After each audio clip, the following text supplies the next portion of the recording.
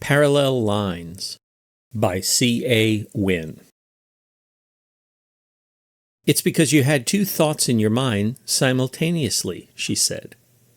Ano Laukkanen scratched his head as he studied the woman.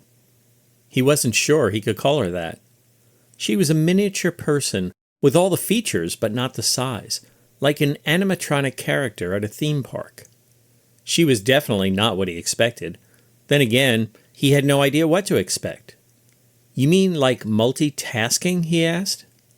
Multitasking is a myth, said the diminutive person. Humans can't concentrate on more than one thing at a time.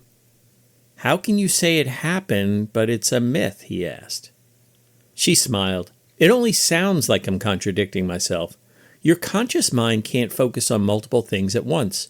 Your subconscious mind is not so limited. What about you? Are you part of my subconscious? He asked. Of course. Everything you experience becomes part of your subconscious, even Ceinath. Ceinath? He asked. That's my name. I'm surprised you hadn't already asked. In my experience, it's what most humans do. They think there's something significant about a name, like it defines or categorizes a being, removing uncertainty about it. Well, Ceinath, are you just part of my imagination? He asked. The tiny woman tilted her head. That's another common human trait, confusing the subconscious with the imaginary. So you're not imaginary. He waved his hands to indicate the glade where they stood. Around them was lush green grass, overhung by willows. Unseen birds conversed among the branches, accompanied by the babble of a nearby brook.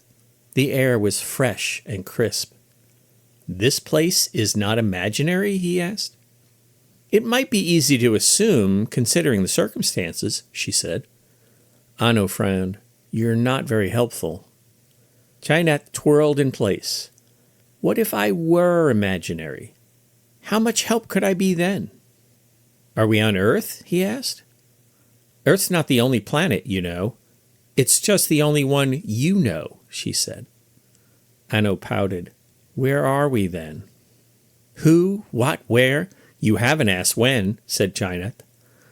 I find the how much more interesting, but I guess that's not a W word.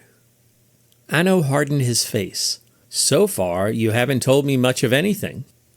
She waved her hand as if to dismiss him. Not true. I told you how you got here. By multitasking? He asked. Ceinath laughed. That is still a myth. Ano nodded. Right, by thinking of multiple things at the same time. Exactly. Most of the time, it just results in a mistake. You hardly notice, she said. Give me an example, said Ano. The other morning, you pulled out the tray of the coffee maker, she said. Did I? Ano tried to remember. The tray gets in the way when you're filling a large cup, so you pull it out, she said. Only you didn't need to pull out the tray because you hadn't selected a large cup that day. The mug you chose didn't need the added space. The one in your mind was larger than the one in your hand. You're telling me I traveled here because I thought of the wrong-sized coffee mug? He asked. No, that was just an example, she said. Like thinking of the next word while writing the current one. The words get jumbled and you make a spelling mistake. Nothing special. This time was different. You unlocked something. Is that how I get back? Ano asked. Not sure how you got here and you're already eager to go back? She asked. How about we call it curious? He said. Ceinath laughed again. I suppose the easiest way to go back is never to have come in the first place. Ano shook his head. And the next easiest way? You'll have to send yourself back the way you came. 2 thoughts at the same time, she said. 2? He asked. Well, isn't 2 hard enough? You could make it 3 or 5, but why complicate things? Who knows where you'll end up or when? She asked. Ano lifted an eyebrow. Are you saying I could travel through time? Travel is an interesting word, she said. If you think of this as a place, then you might say you traveled here. You know what I mean, he said. I know what you think you mean, that you could travel through time like it was a river, taking in the sights. It's not, and you can't, she said. Ano raised a hand to his forehead and rubbed. This has to be a dream, and you're just part of my imagination. Not exactly, she said. I appear the way I do because that makes sense to you. This place is idyllic because you expect it to be. It doesn't make me or this place imaginary, it just makes them superficial. Like speaking your language. How else would you make sense of the incomprehensible? So not imaginary but not real? He asked. Like two thoughts held in your mind simultaneously, she said. And that's how I get back? Asked Ano. That's all there is to it, said Ceinath. Any two thoughts? He asked. Ceinath shook her head from side to side. I'd start with what was in your mind just before you got here. Ano thought for a moment. I was staring at a candle. He closed his eyes and imagined the small flame dancing at the tip of the wick. His mind wandered from the inspiration to what other things it might remind him of.